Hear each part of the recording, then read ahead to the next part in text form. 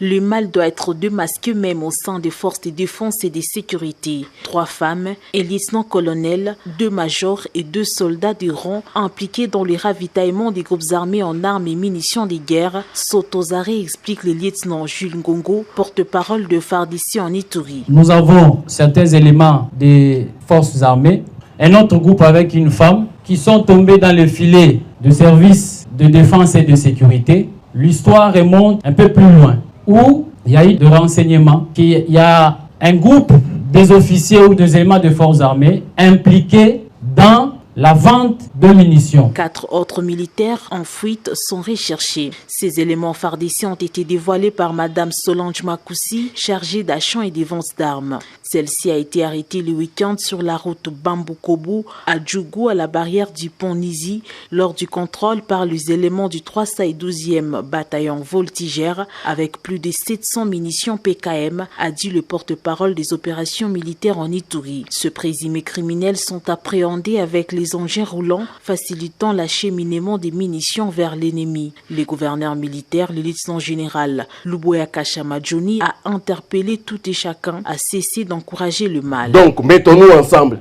combattons ce mal-là. On lui a même dit comment est-ce qu'il faut transporter les munitions. Et c'est comme ça qu'elle avait les munitions sur sa tête, jusqu'à ce que les militaires ont insisté. Elle s'est battue avec les militaires. Elle a donné l'argent aux militaires, les militaires ont refusé. Et hommage à ces militaires-là, vraiment. Grande félicitations, vraiment. Prenons-nous la main dans la main pour qu'on ait vraiment la paix. Le jour où nous, les Ituriens, nous allons dire ça s'arrête aujourd'hui, ça va s'arrêter aujourd'hui. Prenons-nous la main dans la main pour qu'on ait vraiment la paix. Je demande encore à cette population, je demande aussi aux leaders politiques, à tous ceux-là vraiment qui aiment le pays, aidez-nous.